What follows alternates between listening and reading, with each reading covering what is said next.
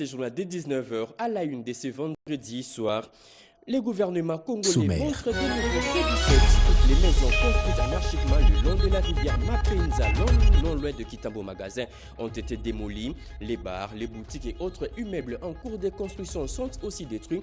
La démolition concerne les habitations construites à moins de 6 mètres de la rivière. Les images à suivre dans ce journal. Également au sommaire de votre 19h, 23 bandits armés, auteurs présumés de plusieurs cas de vol, extorsion et visites nocturnes arrêtés dans la province du Maniema. Dans les lots, 3 policiers et une femme. Ces inciviques, tous évadés des prisons du Nord Kivu, ont été repérés avec des armes blanches et des stupéfiants. On en parlait dans un instant. Et enfin, des soins de santé gratuits pour tous les enfants de moins de 15 ans souffrant de malformations digestives et rectales. La campagne commence déjà le 13 mai jusqu'au 22 mai prochain à l'hôpital pédiatrique de Kalembe-Lembe. Même le médicament après les opérations seront aussi remis gratuitement. Tous les frais sont pris en charge par une ONG de la place. Voilà tout pour le titre. Mesdames et messieurs, encore une fois, bonsoir et bienvenue à vous sur nos régions à la radio-télévision nationale congolaise. Les ministres provinciaux de l'Intérieur du Haut-Uélé étaient devant le député provincial. Ils s'expliquaient sur la situation sécuritaire dans la province. D'autres membres du gouvernement aussi étaient devant ces élus, comme le ministre provincial du budget qui était venu répondre à une question orale lui adressée. Regardez. L'actualité à l'Assemblée provinciale du Haut-Uélé est marquée par une série de plénières axées essentiellement sur les contrôles parlementaires. Sous la conduite du président honorable Justin Zambandezou, le ministre provincial de l'Intérieur Alexis Ambambela Sondoko devant les élus pour répondre à une question orale avec débat lui adressé par l'honorable rapporteur Floribert Sioukamakov. Le ministre provincial des Finances Jacques Anzatepe Danga, par contre, sollicite la recevabilité de l'édit modifiant et complétant celui du 30 novembre 2023 autour de la taxe spéciale conventionnelle pour la reconstruction de la province du Haut-Uélé. Au terme des débats houlés qui s'en sont suivis, l'auteur de la question orale, l'honorable Floribert Siouka, formule à l'intention du patron provincial de l'Intérieur quelques recommandations. Je demande à son Excellence, Monsieur le ministre provincial de l'Intérieur, de maîtriser son secteur et surtout redynamiser son service technique. C'est dont il a été remercié par Alexis Ambambela qui promet la prise en compte de toutes ces recommandations dans son action. Et le délai qui nous a accordé n'est pas mauvais. Nous allons nous mettre au travail pour apporter des solutions à ces préoccupations et recommandations. De son côté, le ministre provincial des Finances, qui a vu son édit être déclaré recevable par la représentation provinciale, s'est montré très comble. Nous disons merci aux élus. Ils n'ont pas hésité de doter à la province d'un instrument qui pourra lui permettre de collecter des recettes dans les jours à venir. Signalons que toutes ces plénières ont été ouvertes au public. La radio-télévision nationale congolaise est désormais opérationnelle dans la province du Nord Ubangi. Cette province vient d'être dotée de 2 nouveaux émetteurs radio et télévision. Touchés par ce geste, les agents et cadres de cette station provinciale, à travers un message, ont remercié vivement la directrice générale de la radio-télévision nationale congolaise, Sylvie Ilenge Niembo. On les écoute. Radio-télévision nationale congolaise, direction provinciale du Nord Ubangi. Message de remerciement à Madame le directeur général de la RTNC, Madame Elenge Niembo Sylvie. Madame le directeur général, c'est avec un cœur débordé de joie et de reconnaissance que le personnel de la RTNC Nord Ubangi vous adresse le présent message pour avoir doté cette direction de 2 émetteurs radio et télévision qui sont désormais opérationnels grâce à votre implication personnelle et votre accompagnement dans la phase d'installation de ces matériels. Pour votre gouverneur, Madame le directeur général, c'est pour une première fois que la radio-télévision nationale congolaise émette localement au Nord Ubangi depuis l'histoire de notre pays. Et c'est grâce à votre choix porté sur Madame Caroline Mbomindoba, directeur provincial intérimaire, qui matérialise votre vision de transformer la RTNC en un outil d'information le plus attrayant sur toute l'étendue de la République démocratique du Congo. Les personnels de la RTNC Nord Ubangi adressent ses sincères remerciements à l'ensemble de tous les membres du conseil d'administration pour toutes leurs décisions utiles en faveur de cette jeune direction. Que vive la République démocratique du Congo, que vive la radio-télévision nationale congolaise, que vive la direction provinciale de la RTNC Nord Ubangi. Vive la RTNC Nord Ubangi! Comment mettre fin au problème des marchés pirates érigés le long des artères publiques à Kinshasa? Eh bien, le gouverneur de la ville a réuni autour de lui tous les bourgmestres de 24 communes pour des solutions rapides. Daniel Bumba a par la même occasion lancé aussi l'opération Balabala Eza Poubelle T, comme nous dit Serge Merlemata dans son reportage. Les marchés pirates favorisent l'insalubrité dans la ville de Kinshasa. Pour y mettre fin, le gouverneur de la ville, Daniel Bumba Lubaki, a réuni autour de lui les bourgmestres des 24 communes de la ville. Question de réfléchir sur les améliorations en matière d'assainissement urbain. Il était également question pour le numéro 1 de la ville d'appeler tous les bourgmestres à se mettre au travail afin d'assurer le succès de la vaste opération baptisée Balabala Eza Wenzete, visant à lutter contre les marchés pirates érigés le long des acteurs publics. Nous allons enlever tout ce qu'il y a comme marché pirate dans nos communes, dans nos avenues, que Kinshasa soit propre, parce que les marchés pirates, c'est parmi les éléments qui nous apportent beaucoup d'insalubrité dans nos communes. Et je vous assure que désormais, nous allons travailler d'arrache-pied avec le chef de rue, le chef de quartier, pour que le travail puisse avancer. Kinshasa va réellement changer. Outre l'assainissement, la question relative à comment aider la ville à réaliser ces différents projets était également sur la table de la discussion. Deuxièmement, nous avons plusieurs manières de générer des recettes, de générer des revenus pour que la ville puisse avoir de quoi construire des routes, de quoi embellir nos avenues et ainsi de suite. Comme ça se fait partout ailleurs.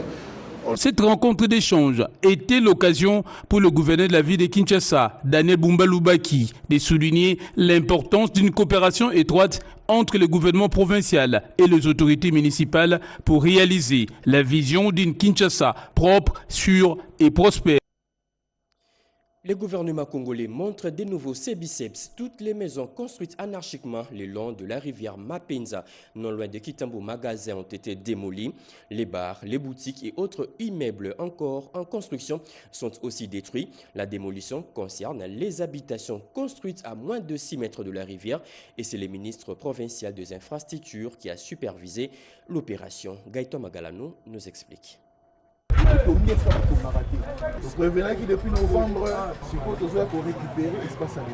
À Ngaliema, le tracteur de l'hôtel de ville ont fait respecter la loi. Plusieurs constructions illégales démolies sur l'avenue Mapenza, non loin de l'hôtel Malébo.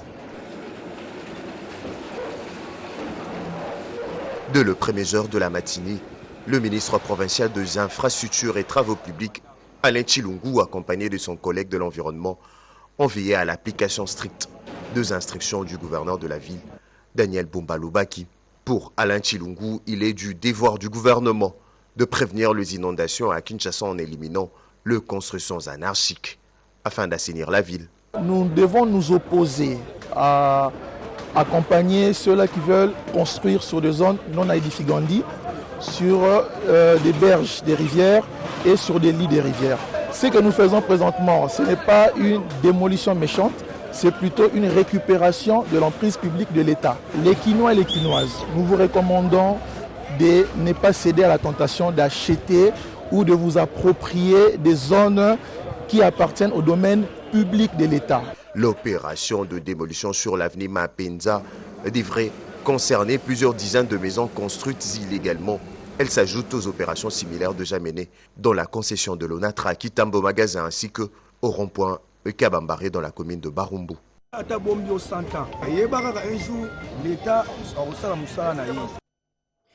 Des consultations, des opérations, des examens gratuits pour tous les enfants de moins de 15 ans souffrant de malformations digestives et rectales. La campagne commence déjà le 13 mai jusqu'au 22 mai prochain à l'hôpital pédiatrique de Kalembe-Lembe. Même le médicament après les opérations seront aussi remis gratuitement. Tous les frais sont pris en charge par une ONG de la part de la place, comme nous dit Béatrice Chaco qui a interrogé le chef de département de la pédiatrie. Regardez. Le monde n'est pas régi par le fait du hasard, dit-on. Et l'homme créé à l'image des dieux est appelé à vivre dans la société, parmi les autres et avec les autres, pour le bien-être, le bien-faire et le bien-vivre de tous. Tous ces principes trouvent du sens dans l'altruisme. L'hôpital pédiatrique de Kalembe-Lembe, avec l'appui technique de l'ONG Ville-Marthe, qui s'occupe de la prise en charge des enfants avec des pathologies viscérales digestives, appelées autrement la chirurgie des enfants en malformation digestive et rectale, soucieux de sauver la vie de ces enfants nés avec malformation, lance une campagne d'intervention gratuite à partir du 13 au 22 mai prochain. Première étape pour les consultations, puis s'en suivra les opérations chirurgicales du 27 mai au 24 juin 2025.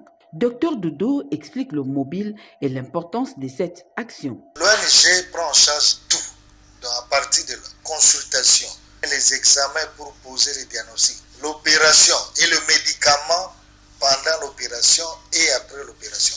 C'est des enfants nés sans anus. Ils peuvent venir, nous allons maintenant faire le deuxième temps.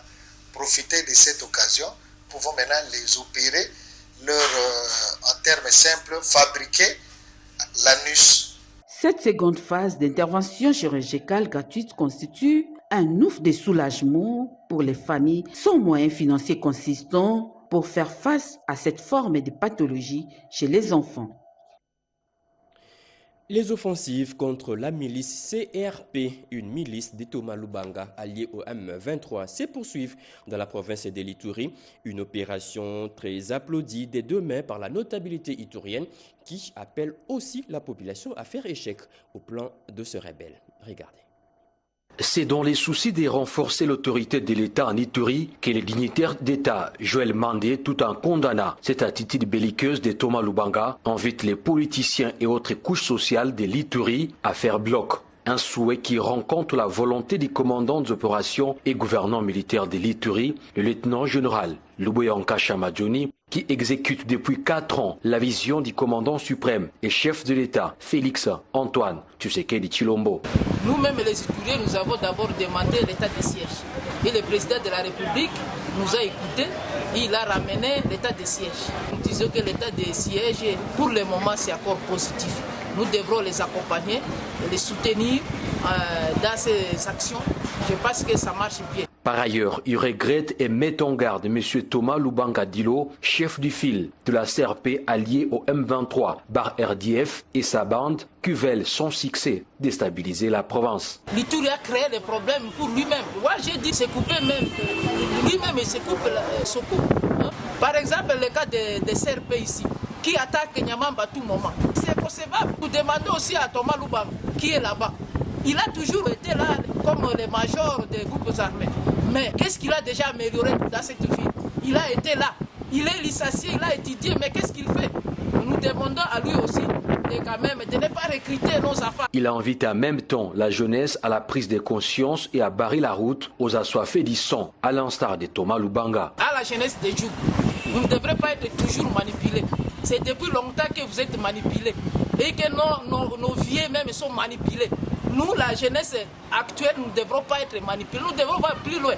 Nous avons étudié et nous devrons quand même corriger ce que nos vieux ont fait. Nous demandons à cette jeunesse de protéger notre patrimoine. Ces dignitaires d'État et chefs du secteur de Walendoutatsi a par ailleurs remercié l'autorité provinciale pour la transparence dans la gestion quotidienne de la chose publique à Ituri. 23 bandits armés, auteurs présumés de plusieurs cas de vols, extorsions et visites nocturnes arrêtés dans la province du Maniema. Dans les lots, 3 policiers et une femme. Ces inciviques, tous sont des évadés de prison dans la province du Nord Kivu et Sud Kivu. Ils ont été repérés avec des armes blanches et des stupéfiants et ont été présentés au gouverneur et à la population. Regardez. constituant en majorité des repris de justice, évadés des prisons dont celle de Goma et Bukavu de suite de la rébellion du M23 et bénéficiaires de la grâce présidentielle. Ces Congolais, parmi lesquels se trouvent 3 policiers et une femme, ont été arrêtés notamment grâce à la collaboration entre les forces vives et les services de sécurité. Dans son adresse à la population, son Excellence Moussa Kabankoubi Moïse a communiqué plusieurs mesures sécuritaires prises dans l'optique de mettre fin à l'insécurité au chef-lieu du Maniema. Nous avons fait un constat, il y avait un relâchement au niveau de la sécurité dans la ville de Kindu. C'est comme ça que nous avions réuni toutes les forces vives autour du comité provincial de sécurité. Nous avons même élargi ces réunions-là du comité provincial de sécurité aux députés provinciaux élus de la ville de Kindu, aux chefs de bloc, aux chefs de quartier, à la société civile. Nous avons arrêté des mesures qui ont commencé à porter leurs fruits. Aujourd'hui, nous sommes venus présenter une vingtaine de criminels devant toute la population du Maniema. Nous avons sensibilisé la population sur sa collaboration avec les services de sécurité pour qu'enfin nous puissions rétablir la sécurité dans la ville de Kindu et dans la province de Maniema en général. Il s'est enfin de noter que ces personnes seront jugées en procédure de flagrance ce vendredi 9 mai 2025, renseignent les sources judiciaires. 3 sujets congolais condamnés à 3 ans de prison ferme et d'une amende d'1 million de francs congolais. Ils sont accusés de vol des câbles électriques de la SNEL. La sentence a été rendue publique au terme d'un long procès par le tribunal des grandes instances de Kananga dans la province du Kasaï central. Le verdict est tombé le vendredi 2 mai 2025 dans le dossier vol des câbles électriques opposant la Société nationale de l'électricité SNEL SA et les 3 prévenus dont Muntu Nemwine Wakabongo François, Kapinga Kankonde Rose et Baswe Jean, poursuivis respectivement du chef de vol simple et complicité de vol. Le tribunal de paix de Kananga, siégeant en matière répressive au premier degré en matière de flagrance dans son audience publique du 2 mai 2025, a rendu le verdict sur le dossier en condamnant Muntu Nemwine François. Et par conséquent, en condamnant à la peine de servitude pénale principale de 3 ans et à une amende de 1 million de francs congolais à défaut de paiement dans le délai légal, il subira 30 jours de contrainte par corps. Partiellement satisfait de ce verdict, avocat de la partie civile promet de se préparer pour élever la peine et donne le contexte réel de cette audience. L'idée était que l'on puisse dissuader les personnes qui ne cessent de répéter les vols. Pour sa part, maître Alexandre Tchamé, avocate de la partie défenderesse, envisage d'interjecter l'appel pour que la justice soit faite en leur faveur. En fait, on ne discute pas avec des décisions du tribunal. Nous, en tant que parti défendeur, étant prévenus et condamnés à 3 ans, nous promettons d'interjecter l'appel. Signalons que la salle de bâtiment de grande instance de Kananga a servi de cadre à cette audience. S'il y a des condamnations dans le Kasaï central, dans la province du Maïndomé, par contre, il y a des libérations. 3 détenus viennent de quitter la prison centrale d'Iyombe dans la ville d'Inungo. Ils ont bénéficié de la grâce présidentielle. Devant les autorités de cette province, ils ont quitté un après l'autre leur cellule. Regardez. Conformément à l'ordonnance portant la grâce présidentielle, 3 prisonniers de la prison centrale du Yombe à Inorville, dont une femme et 2 hommes, ont été libérés. Cette activité s'est déroulée devant les autorités politico-administratives et judiciaires de la province. Pour les représentants du gouverneur, le ministre provincial de l'éducation, Justin Yolomolap. Pour ça, je remercie d'abord le chef de l'État qui a prouvé qu'il est de bon cœur pour cette grâce. Et je remercie aussi le gouverneur de province que je représente parce que nous sommes là, il y a la sécurité, tout ça. Donc je demande aux autres qui sont restés, les autres prisonniers, de prouver qu'ils sont vraiment des prisonniers. Une chose aussi, je demande aux autres autorités, les conditions carcérales de cette prison aussi ne sont pas trop bonnes. C'est une prison qui demande vraiment une réflexion. À Ancoire, les chefs de division provinciale de la justice et Pin, ils sont libérés aujourd'hui, mais s'ils recommencent, ils retourneront dans la prison. Notons que cette libération a été effectuée après une évasion de plus de 20 prisonniers qui a eu lieu le mois dernier. C'est déjà demain que les forces navales de l'RDC vont débuter des exercices de manœuvres militaires sur les eaux de pays du Golfe de Guinée. Ces exercices vont s'étendre jusqu'au 15 mai. Elles vont compétir aux côtés d'autres pays africains comme l'Angola. Une réunion s'est tenue hier dans la province du Congo central pour faire le tout dernier réglage. Regardez. Les forces navales de la République démocratique du Congo participent du 10 au 15 mai 2025 à l'exercice Obangame Express 2025, manœuvre militaire multinationale dans les eaux des pays du Golfe de Guinée. C'est la raison de la présence de l'administrateur du territoire AI de Mwanda, Nicolas Kinduelo Ndombassi, au centre des opérations maritimes de la base navale de Banana, le mercredi 7 mai 2025, pour lancer cette activité au nom du chef de l'État, Félix Tshisekedi. Cet exercice regroupe des flottes des forces navales de la République démocratique du Congo, l'Angola, le Congo-Brazzaville, le Cameroun et le Gabon, fait savoir le commandant du 14e groupement naval. Je remercie le commandant suprême de nos forces armées de la République démocratique du Congo et de la police nationale congolaise et chef de l'État, son Excellence Félix Antoine Tshisekedi Tshilombo, qui ne cesse de conjuguer les efforts pour que notre armée réponde aux standards internationaux. Les États-Unis d'Amérique et d'autres partenaires sont remerciés pour leur soutien qui permet de mutualiser les forces pour lutter contre les exactions dans les eaux territoriales des pays membres. À travers les efforts que son Excellence, Monsieur le Président de la République, qui ne cesse de donner de son temps pour conduire cette nation. Rendons-lui cet honneur. La mutualisation des forces et le renforcement de la coopération sécuritaire maritime entre pays en est l'un des principaux objectifs de cet exercice. Le ministre de l'Enseignement supérieur universitaire poursuit son séjour dans le Kasaï oriental. Aujourd'hui, Marie-Thérèse Sombo a inauguré un nouveau bâtiment qui va abriter les rectorats de l'université de Mbujimaï. Regardez. Arrivée à Mbujimaï ce mercredi 7 mai 2025, Madame la ministre de l'ESU a inauguré le nouveau bâtiment qui va désormais abriter le rectorat de l'université officielle de Mbujimaï. Cette énième réalisation enrichit la liste des exploits réalisés par le comité de gestion dirigé par l'abbé recteur Apollinaire Tshibaka Tshikongo. L'acquisition de la parcelle et sa mise en valeur ont été financées sur fonds propres de l'université officielle de Mbujimaï.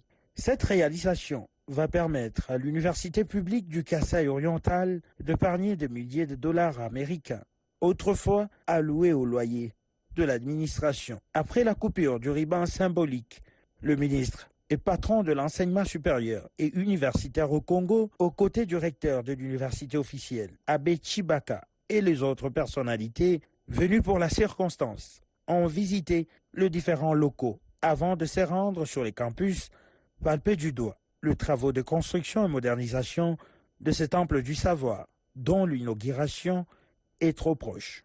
Le comité Tshibaka a fait ses preuves depuis son arrivée à la tête des l'UOM. Le bâtiment pousse ça et là. Plusieurs dotations et réalisations à impact visible sont signalées. Les acquisitions en laboratoire et autres équipements des dernières générations, la formation du personnel académique, les réformes administratives et l'instauration d'une gestion pragmatique sont les points forts de la politique de gestion du comité Tshibaka qui fait parler de lui dans l'espace Grand Kasaï.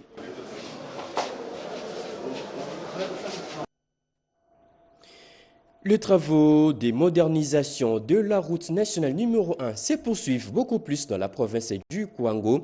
Plusieurs autorités provinciales étaient sur les chantiers pour s'enquérir de l'évolution des travaux. Regardez. Des dizaines de camions, bus et passagers se retrouvent bloqués à cause de l'impraticabilité de ces tronçons clés de la route nationale numéro 1 dans la ville de Kenge, chef-lieu de la province du Kwango. Après de fortes pluies qui se sont abattues sur la ville en début de cette semaine, un segment important de la RN1 qui relie Kinshasa aux provinces du Kwango, du Kwilu et plus loin jusqu'à Chukapa et au-delà est à nouveau submergé. L'eau stagnante a envahi la chaussée, rendant tout passage quasiment impossible. Sur place, le constat est alarmant. Un large trou s'est formé au cœur de l'asphalte, obstruant les drainages naturels de l'eau. Résultat, À chaque averse, la route devient un véritable piège, dangereux non seulement pour les usagers, mais aussi pour les riverains exposés à des potentiels effondrements ou accidents. Pour contourner cette portion endommagée, certains conducteurs ont tenté d'emprunter l'avenue Luapula, considérée comme une voie de secours. Cette dernière, également en état piteux, s'est vite révélée impraticable et plusieurs bis s'y sont embourbés. Depuis 11 heures, mais Zela est zate. Bis est kangami, quelque part awa. Moi, tout le cas est zate. Biso nyonso etelemi awa. Président Félix Antoine Tshisekedi Tshilombo. Moi, Namboka. Tu es que tu es un patriote. Oyo alingi mboka, azana mou ya mboka na ye. To senge pa na yo, otala na route nationale oyo.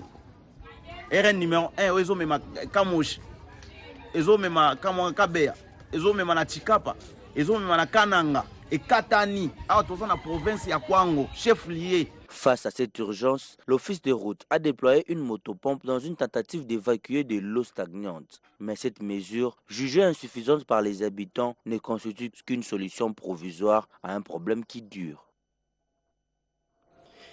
Des forages d'eau installés à Kisangani dans la province de la Chopo.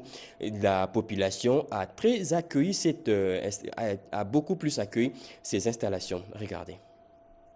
À Kisangani, un geste fort de solidarité a marqué la journée sur la rive droite de la Chopo. Le coordonnateur Franck Liele, accompagné de la dynamique Emeteza, a remis officiellement un forage d'eau potable aux habitants de ces quartiers longtemps privés d'accès à l'eau. Chaque fois que vous avez un problème, n'hésitez pas à appeler nos gens. Emeteza est là pour vous. Un soulagement pour cette population qui, dans l'euphorie, a exprimé sa reconnaissance à l'endroit de M. Emeteza, qu'elle qualifie l'homme de proximité. Merci, papa Emeteza. Dans la même foulée, la délégation s'est rendue à la mosquée Faux d'Avance pour s'imprégner des réalités vécues par cette communauté. Sur place, le cheikh Djoumangazi, responsable du lieu, a évoqué plusieurs défis. Nous avons adressé une lettre à la dynamique et à la fondation Emeteza pour solliciter leur aide face à nos difficultés ici à la mosquée.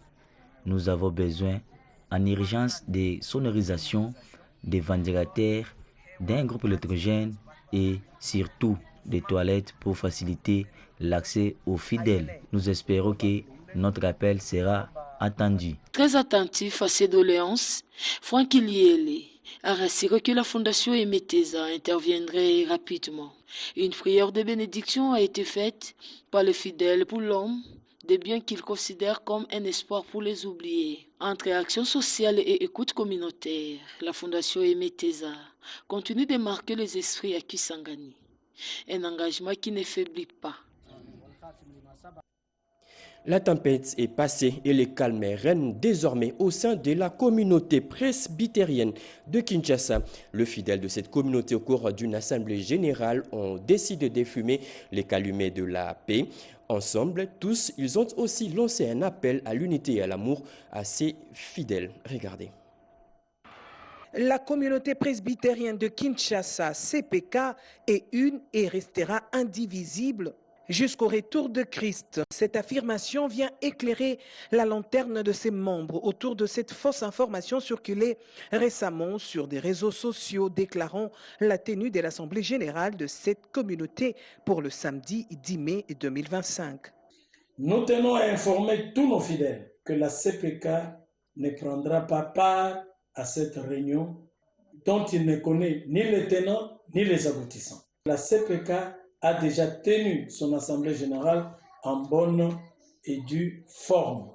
En date du 10 janvier 2025, en présence des témoins du ministère de la Justice et de l'Église du Christ au Congo. Et nous attendons l'arrêté ministériel de reconnaissance de nos dirigeants nouvellement élus. Nous demandons à nos fidèles de continuer à servir le Seigneur dans la paix, l'unité et la réconciliation.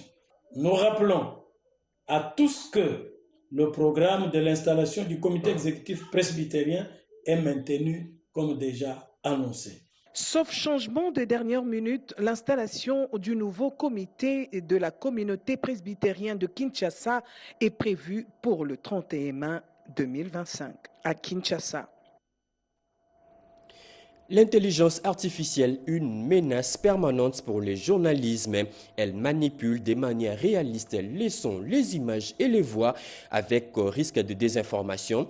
Les journalistes congolais se réunissent depuis hier lors de la deuxième édition du colloque des rencontres sur le journalisme pour stopper le phénomène. Les travaux ont été lancés par le ministre des Médias et des Communications, Patrick Mouyaya. D'autres détails avec Gaëtan Magalano. Je crois que l'objectif de la technologie, c'est justement simplifier la tâche à l'homme.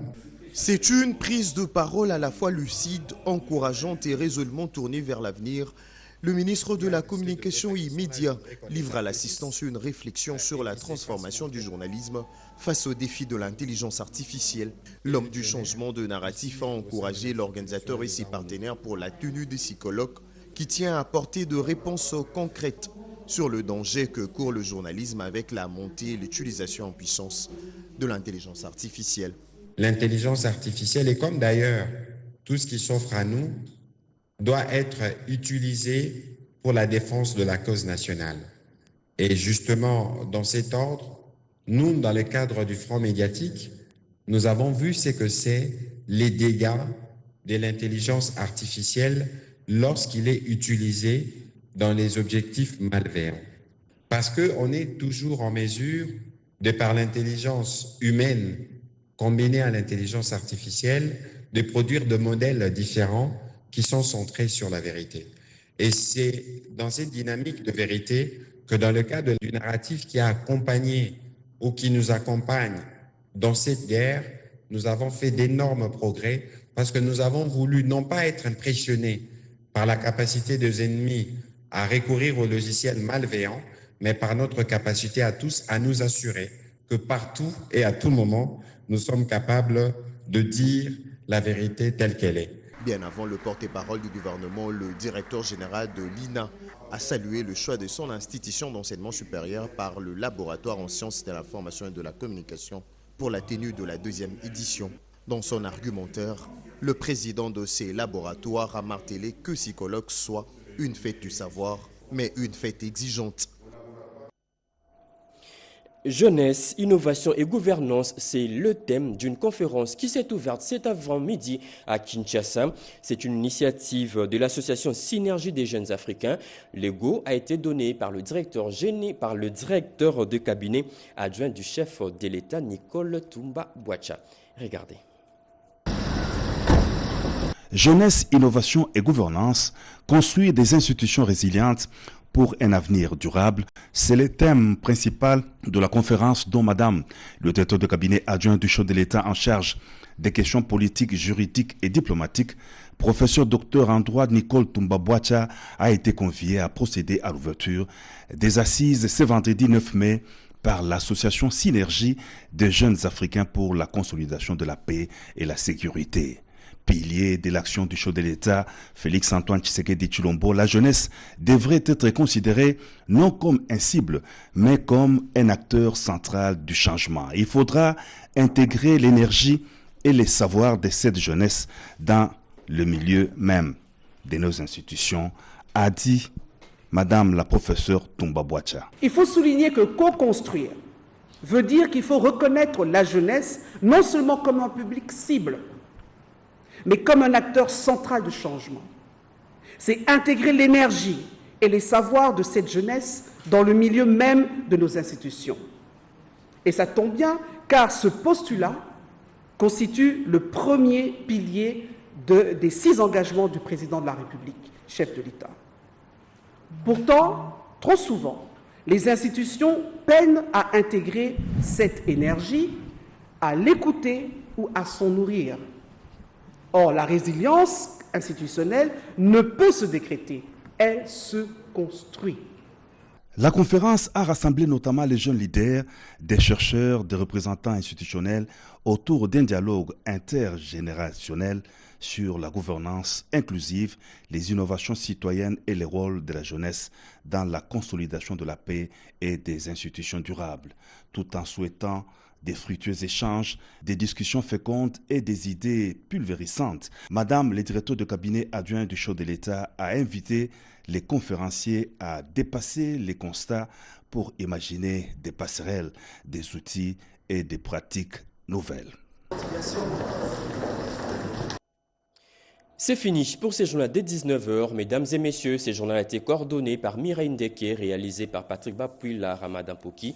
La partie technique a été assurée par Didier Diawa, Rubens Kumbu, Joël Piangou. Merci de nous avoir suivis. Prochain rendez-vous de l'actualité dans moins de 30 minutes à 20h avec Cédric Kenina. Au revoir.